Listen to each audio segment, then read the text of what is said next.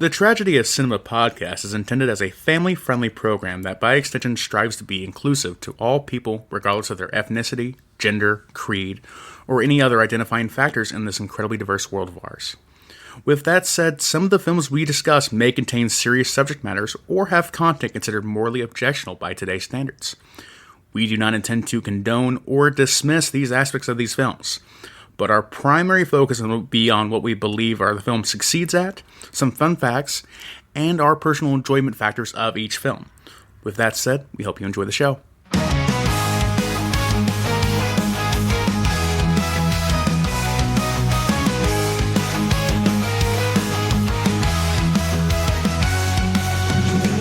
up the neon light. Jimbo and Kyle take flight. 80s dreams on its delight. In the realm of black and white, movies and TV flow through the stories we all know. Silver screen tales unfold in the magic they bestow. The tragedy of cinema, when memories shimmer. Join us as we toast to the tales we love the most.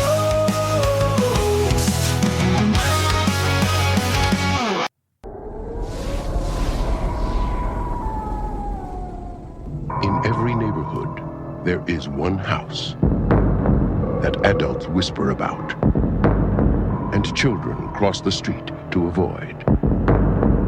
Now, Wes Craven, creator of A Nightmare on Elm Street, takes you inside. Something's in there. We gotta get out of here, Leroy. All sorts of rumors about what goes on in that house. The police never took it serious. She's been feeding that thing between the walls again. Very, very tense about this. What goes on in this house is a sin. But what goes on under the stairs is a nightmare.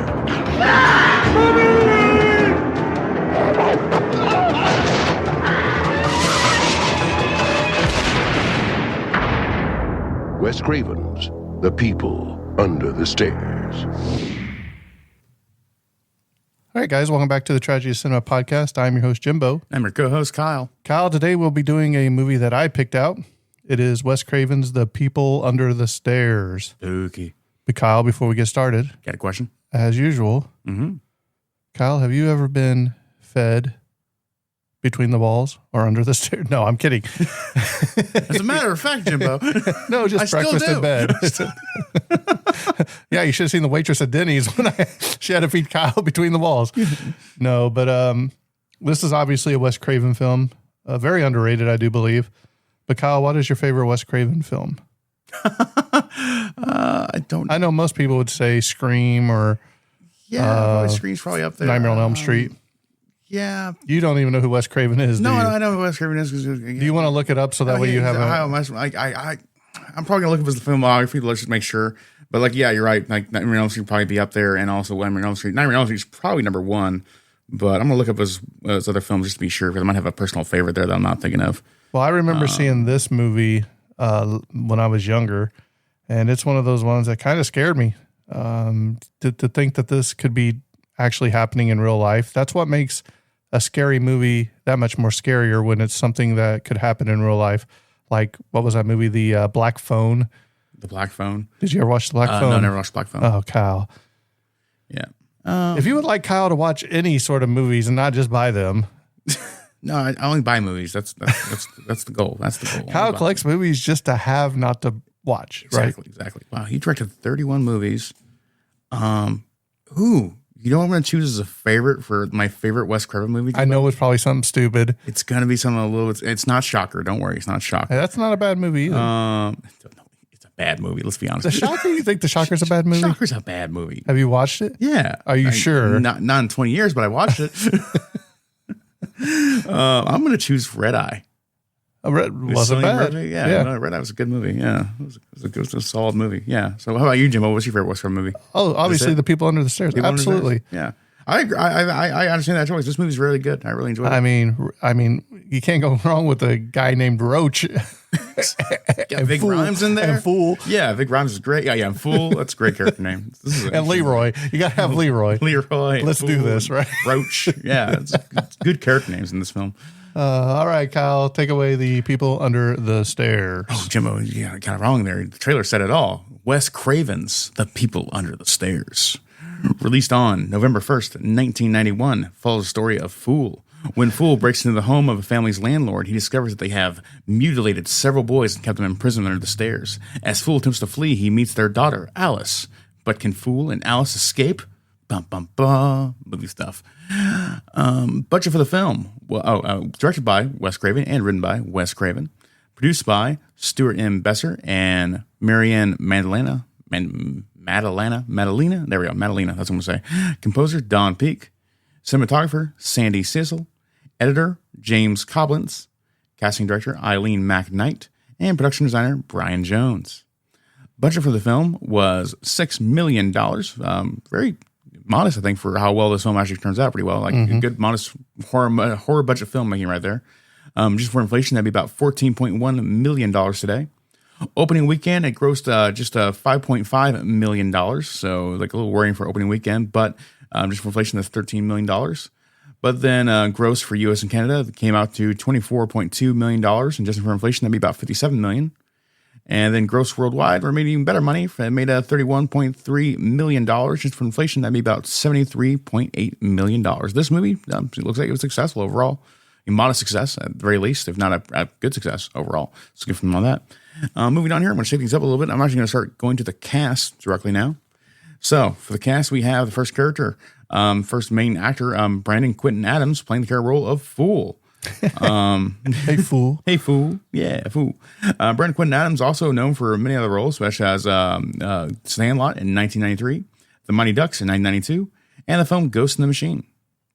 Next up, we have Everett McGill playing the role of Man. How good was the man and woman in this? Everett McGill was. And the woman was even better, I think. Oh, yeah, the woman. Yeah, I agree. The woman was better. I get to her as well. But yeah, Everett McGill did a fantastic job. And just the whole last third act where he's in the BDSM outfit running around with a shotgun is like, this is crazy. I wonder if that's where American Horror Story got it for. I wouldn't be surprised at all. Right. Definitely an inspiration for sure. But yeah, this film, like, it goes some strange places that I would not call for. Like I said, this is probably one of the best movies to watch when you have zero knowledge of it going in. So clarify for the people, the man and the woman, they call each other, was it mommy and daddy? Yeah. But they're brother and sister. Yep. It's something that's way out there. So. It's, there's no stone left unturned when it comes to like creepy and weird in this film, I think. Right. So, Everett McGill plays Man. Everett McGill was also in the show Twin Peaks from 1989 to 1991, and it was also in the 2017 reboot of the show. Oh, not reboot, but legacy add-on to the show. Yeah. Yeah. And he was also in the movie My Fellow Americans, 1996. And Wendy Robbie was playing the role of Woman. A great performance. Great performance of just manic, insane woman kind of like stereotypes. It plays in a lot of cliches, but in a very like horrific way, obvioused. Oh man, when she takes her and throws her in the scalding water to wash the blood off of her clothes. Horrifying. Yeah, just absolutely horrifying. Just wretched woman. It's amazing. Great work on her part. Wendy was also in Twin Peaks the show, and I believe also in the 2017 Legacy add-on. She was also in the film Where the World Is Mine in 2008 and The Dentist in the 1996. Next up, we got AJ Langer playing the role of Alice. AJ Langer was also in the show My So-Called Life from 1994 to 1995, and she was in the film Escape from LA in 1996. Then next up, we got Vig Rhymes playing Leroy. Vig Rhymes is probably easily most recognizable from his role in Pulp Fiction in 1994, but also the Mission Impossible series from 1996 to basically ongoing. Well, I say ongoing for like the last movie, this year in 2025, and also the Lilo and Stitch 2002 animated movie. There, one of Disney's last 2D animated films, really. Oh, really? Yeah. What did he play? He played the family counselor or whatever, not family counselor, but like the person who comes in to make sure that Lilo is in a stable home like environment. a welfare checkup kind of person like that. He plays them, but also clearly has some like CIA stuff going on too as well. You gonna watch that live action? I might. I'll probably pick it up on Vudu. No, really. Fandango at home now. Sorry, I'll probably pick it up eventually. But I don't know if I'll go see it in the theaters. But I read some reviews that said like it's solid, so that could be cool. I doubt I'll have some of the more, I guess, Christine is a little more controversial now, right? Aspects. I enjoy the animated feature quite a bit. I still love that, so I'll love that regardless. But the live action film might be just fine, so I might watch that sometime. Next up, we got Sean Wellen playing the role of Roach. Sean Wellen was also in the movie That Thing You Do in 1996, Twister in 1996, and Employee of the Month in 2006. Next up, we got Bill Cobbs playing Grandpa Booker. Bill Cobbs was also in the film Demolition Man in 1993, New Jack City in 1991, and Night at the Museum in 2006. Then next up here, we got Jeremy Roberts playing Spencer. Jeremy Roberts was also in the film Star Trek VI, The Undiscovered Country, 1991. Then we have Connie Marie Brazelton playing the role of Mary. Connie was also in the film Tiny Beautiful Things in 2023. Then we got Josh Cox playing the role of a young cop. Josh Cox was also in the film Strong Medicine in the year 2000. Then we have John Hostetter playing the role of veteran cop. John Hostetter was also in the film Heartbreak Ridge in 1986. And then finally we have John Mahone playing police sergeant. John Mahone was also in the film Armageddon in 1993. And that pretty much includes most of the other actors in this film. There's also like a social worker, a cop, stairmaster, and stair persons for kind of like the zombies. For the dogs, I'll actually mention real quick because they actually had at least 4 dogs on this film. They had Brutus, Bubba, Schultz, and Zeke. And I believe this is their only film they've all appeared in. But they had 4 dogs total for the role. Yeah, that I can see here in the cast list. And that concludes the cast of The People Under the Stairs. So moving on to some other... well, let me ask you a question. Yeah, Jim, ask me a question. You said zombies. Well, did I say zombies? You said zombies. I did say zombies, didn't I? I don't think they were zombies. No, Kyle. they're not zombies. They're just mutilated people. Well, I don't even know if they're mutilated. They're just sheltered from the sun. And they've been mutilated.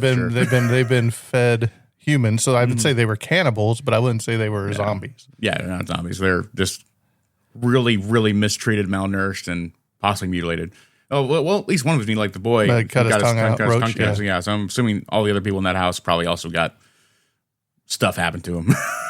Like I said, no stone left unturned for this film. Yep. Moving on to some other details, though, we have the awards for the film. For the 1993 Academy of Science Fiction, Fantasy, and Horror Films Awards, we have a Saturn Award nomination for Best Performance by a Younger Actor. I'm assuming that's for Brandon Quinton Adams, but it got cut off by the printer there. We also got a nomination for Best Director for Wes Craven, and we have a win for the Special Jury Award to Wes Craven. Next up, we have the 1992 Brussels International Festival of Fantasy Film Awards, where we have a win for the Pegasus Audience Award to Wes Craven.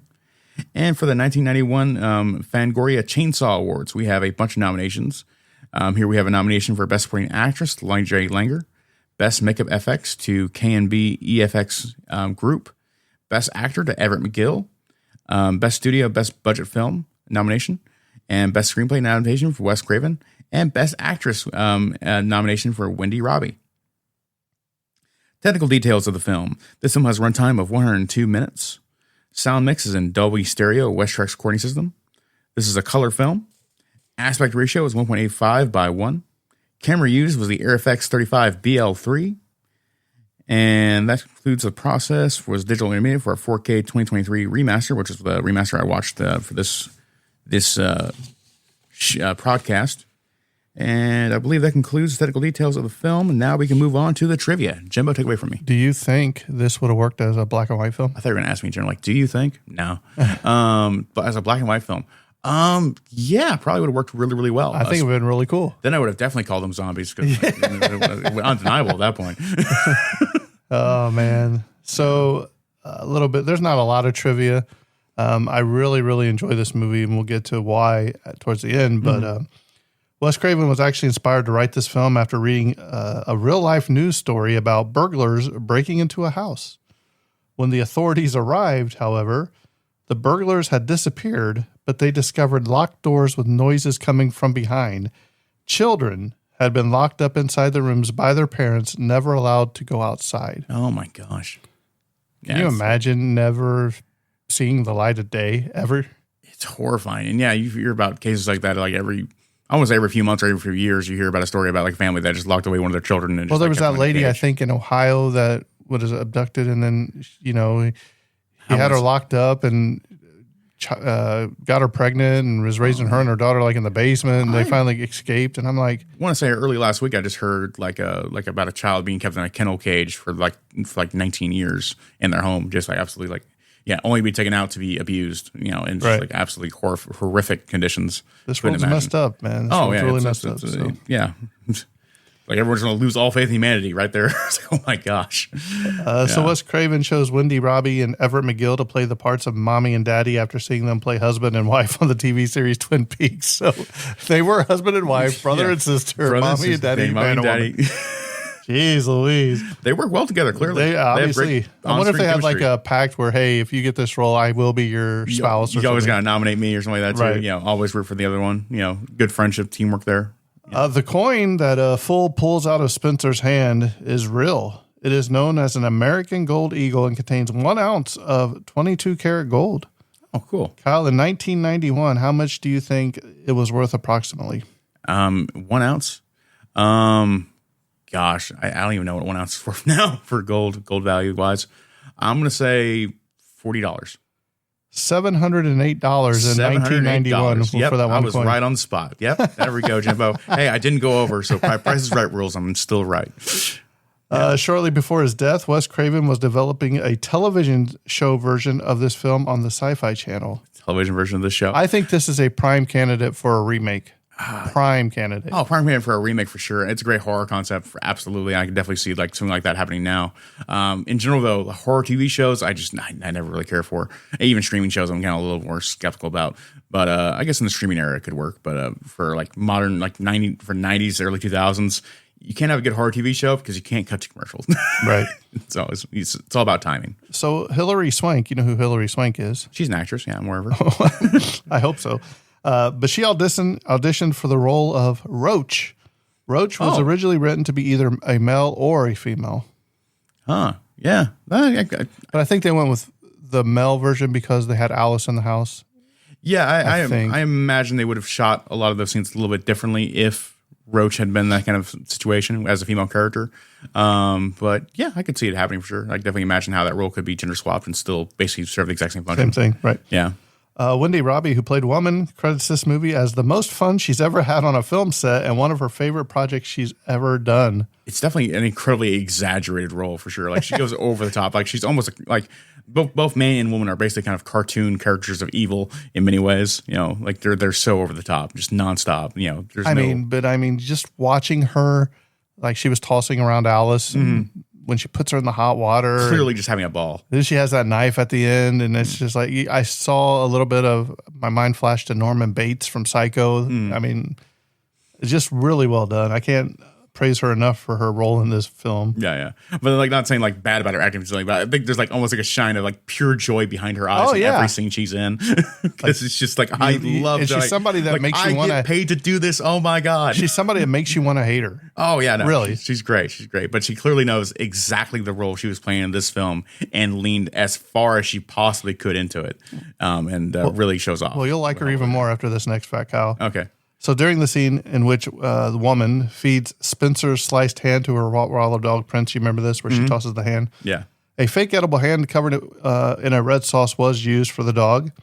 While the dog was chewing and eating up the hand, Robbie noticed a wire in the dog's mouth and then reached into the dog's mouth with her bare fingers and managed to pull out the wire, much to the crew's, including the director's, shock. Oh my gosh, that's terrifying. I mean, a Rottweiler that dog looked mean. Yeah, to stick your hand in there most while they're imposing dogs possible, and then pulling a wire out of his mouth. Oh my gosh. You ever try to pull a bone away from my dog?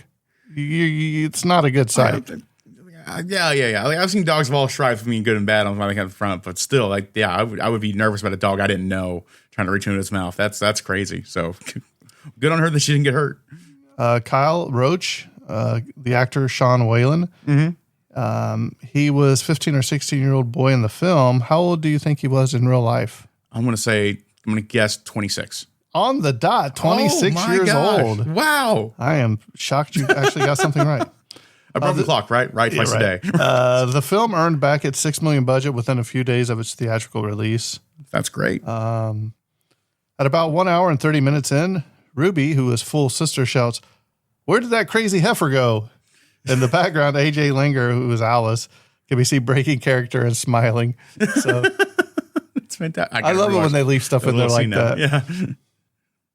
The car that the man and woman drive is a 1958 Cadillac Fleetwood 75.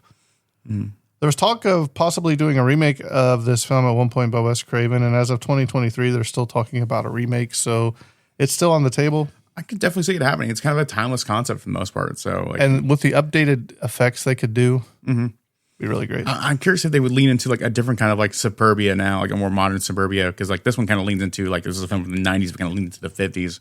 I wonder if they'd have a similar thing where like they're kind of like it's a film in the current times of 2020, but also leans into like the 80s kind of look of what modern families look like back then. Something crazy like that. That'd be kind of You weird. think this film looked like it was in the 50s? No, I mean like the family, specifically the man and woman, they almost lean into like a 1950s kind of caricature, Like Honey, I'm Home? Yeah, that kind of idea of how they dressed and looked outside, in like modern day society. I think that was the idea of what they had. Why they drive a car from the 50s as well is because they're trying to like exemplify this 1950s Americana kind of look. I think that's the idea. Well, let's not forget the racial undertones of the movie. Oh yeah, and the racial too, undertones. We can get it those makes later sense, for sure. right? It makes sense, being a 50s. Yeah, kind of mindset. Yeah. So if one were to take into the account the skin condition of Roach compared to the other boys, he was in the basement for the least amount of time, possibly being the last of the kids to have been thrown in there to rot when he escaped into the walls. Yeah. Because the ones that have been down there a while, they've all got really pale skin, long hair. Yeah, I guess I never really got a solid grasp of the timeline of this film, but I guess like the idea is those like the older kids in there had been down there for the better part of a decade probably, whereas Roach had been there for. They said he escaped, remember, and they got mad at him. Roach, yeah, okay, yeah, because he escaped and got mad, and so he's probably only been there a few months, maybe like that, yeah. But he's got his own little setup back there with Christmas lights and everything. So, and he's got a TV. No, yeah, he So- got a real setup going, like pretty good. So, Kyle, this house is located just 1 mile, which is a 20-mile walk probably from the Epps family home in Numbers in 2005. The house interiors were also used for filming Rob Zombie's Halloween in 2007. The house of Mommy and Daddy, which had a sign that read Robinson Funeral Home out front, was filmed only 3.5 miles from the body shop in Mr. Monk and the Paperboy in 2004. There was a February 4th, 1999 Los Angeles Times article about the house entitled Points of Pride about how Butterfly McQueen, do you know who Butterfly McQueen was, Kyle? No idea. She was the maid from Gone with the Wind in 1939. Oh wow. She owned and lived in the house where this was filmed. She was still alive at the time of this film's release. That's really cool. Really cool. Yeah. A lot of classic LA stuff going on there. Right. So, Kyle, talk about the movie. What do you Talk like? about the What movie, you don't too. like? What you rating it? Oh yeah. There's very little I don't like about this whole film. Actually, overall, I would say it kept my interest the entire time. I really enjoyed it quite a bit, and I guess digging into like the racial undertones a little bit too. Like it kind of goes like I think if anything, it kind of goes into a commentary of like how little people like how little authority figures look into like the idea of like ideal domestic society, kind of like something. Yeah, like she's- like here. would Here's you a like white another- upper-class middle family? would you no like a- crime happens here at all? Would you So like clearly- another donut or coffee? Sugar for your coffee? Exactly. So And then she closed the door. She's like, I hope I never see another cop for the rest of my life. You know? yeah. Her being definitely She's so funny in this movie. great. She's great. Yeah. And then, of course, I don't think they really showed scenes of the boys or like the other people in the neighborhood of the Fool's neighborhood being immediately like kind of like being not interrogated, but like being mistreated by police in that neighborhood necessarily. But I think that was kind of like a bit of a racial commentary going on there for sure, especially for the 90s, especially. Definitely going on there. And also the idea of racial equality going on there for sure in the entire film. Like everyone in that neighborhood was predominantly in a minority group of either being probably black or Mexican or something like that. And having, being basically basically controlled by this white upper middle class family who was, robbing them blind. Right. They were gonna kick them out of the building they were in. Yeah. And do you remember what they were gonna put in there? They really going to put basically like a giant hotel or something like that, or like a mini mall or something like that, like a mall or something. Do you remember what they said they were? I don't remember with? exactly what it was, but it was something where Something they at the wanted, time that would take a lot of real estate. They wanted to kick them out because they wanted to basically upgrade their neighborhood, if you will. Because it does take place in sort of like, I don't want to say the term ghetto, but it's kind of like in a rough side of town, I would say. A bad neighborhood for sure, yeah.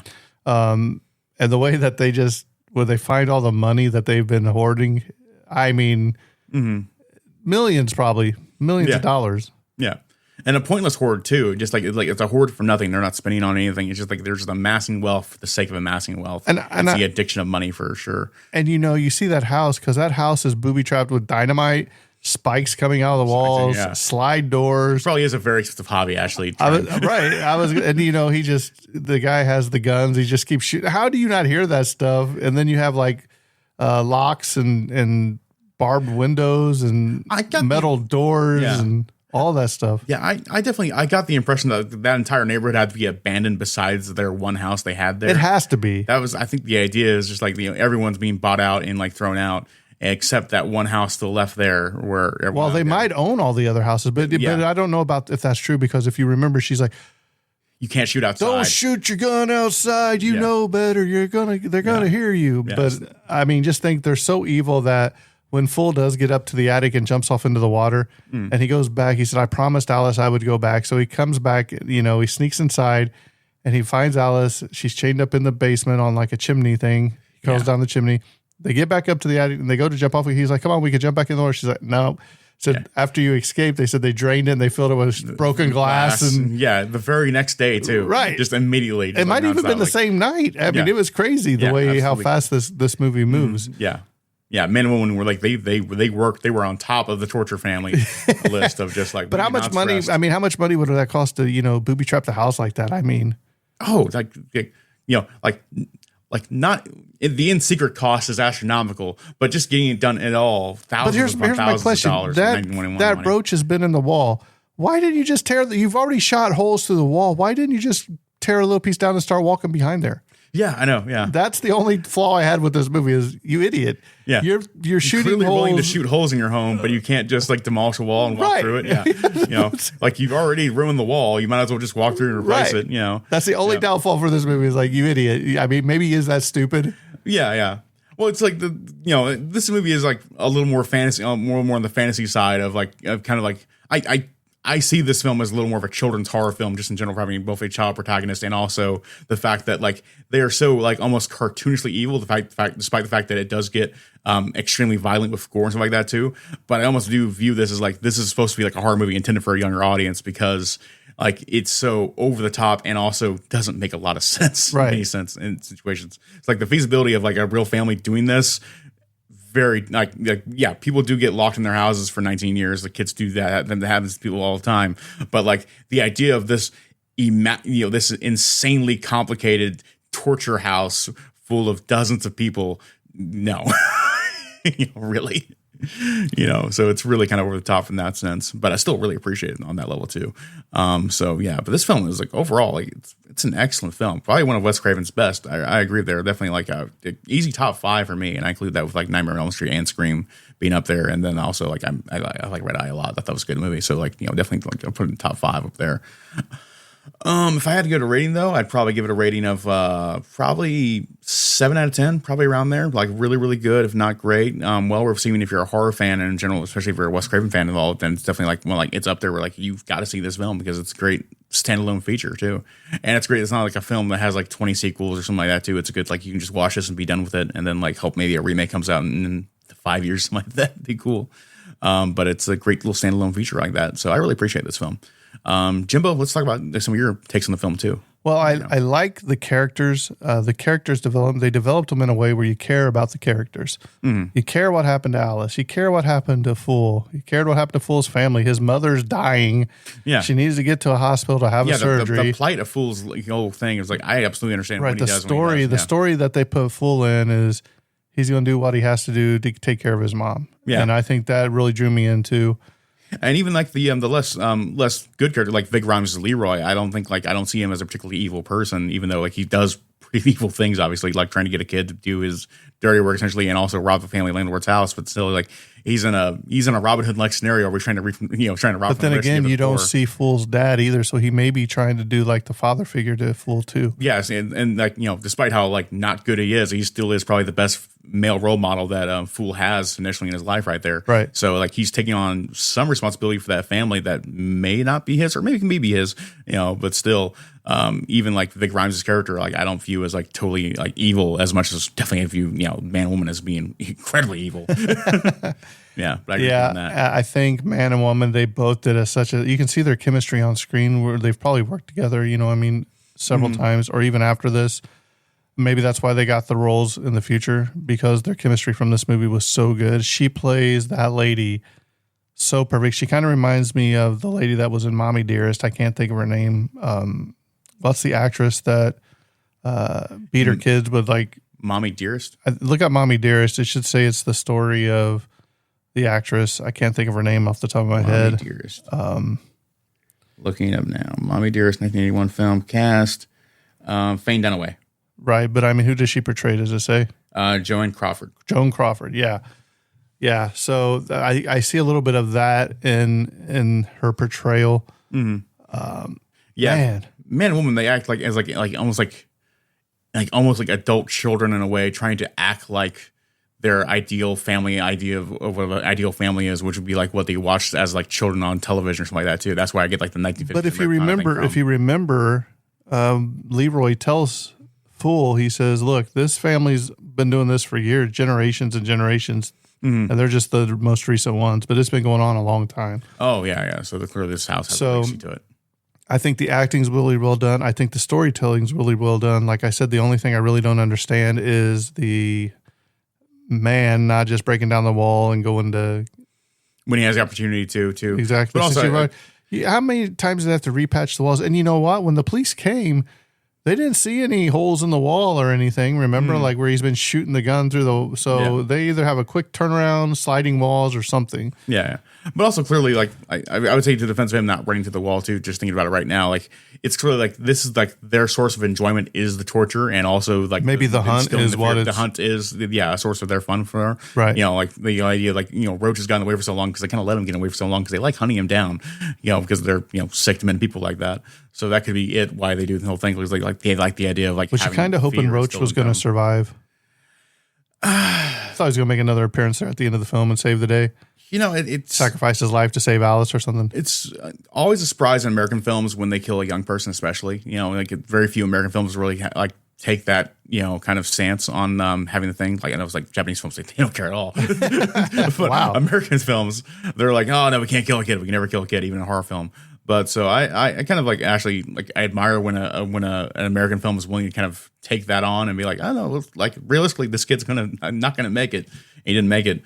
And I feel like his sacrifice was worthwhile though too. They didn't like his death wasn't for nothing. He really did help out, and like without him, Fool and Alice would have never escaped. So I think they did that well in the film. Right. Yeah.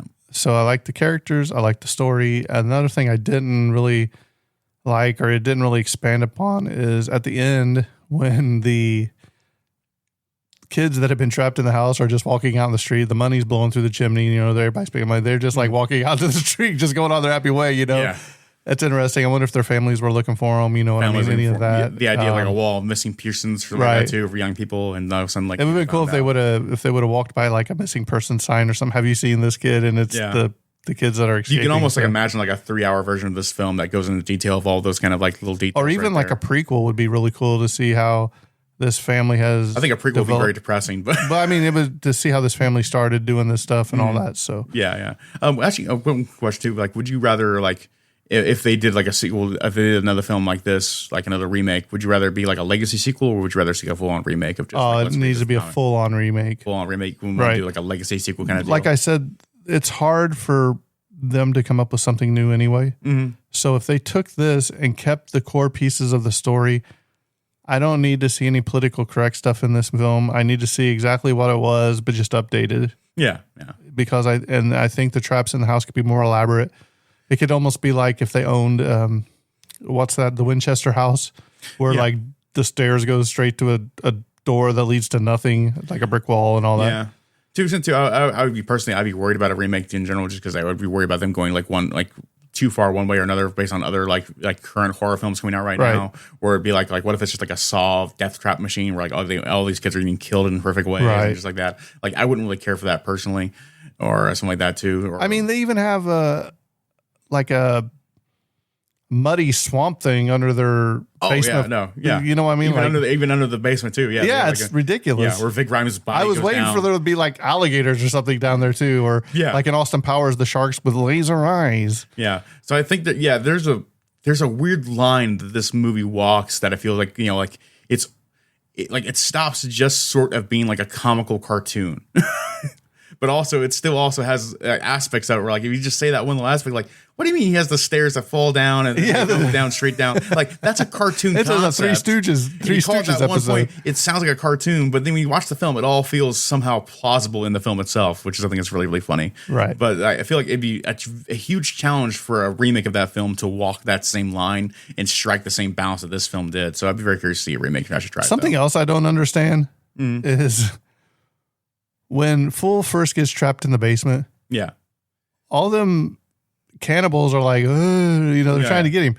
But at the end of the movie, when he gets thrown in there, they're trying to protect him from the guy, remember? And I don't know why, unless they just saw him trying to help Alice or something escape, or with Roach. It never really said. Because you think if they threw him in there and they were hungry, they were going to rip him apart. But no, they actually, they started making noises. There was like a little bit of a plan going on. Yeah. So I don't know. Well, on one hand, they just had the recent meal too, and also there'd be the factor of like they're curious as to why. It's like, the black kid's back. What do you mean? Right. So man, so for me, I'm probably gonna give this an 8 out of 10. It is my favorite Wes Craven movie. I think it's really well done. If you have not watched this movie, definitely check it out. It's very captivating, to say the least. It is aged a little bit, you can tell. Yeah, but still holds up really well, though. Especially for being 34 years old now. Yeah, really holds up well. Well, if you want to follow us, we are the Tragedy of Cinema podcast on Facebook. You can email us at thetragedyofcinema@gmail.com. And with that being said, I think this episode's coming to close, and that's a wrap. And cut. The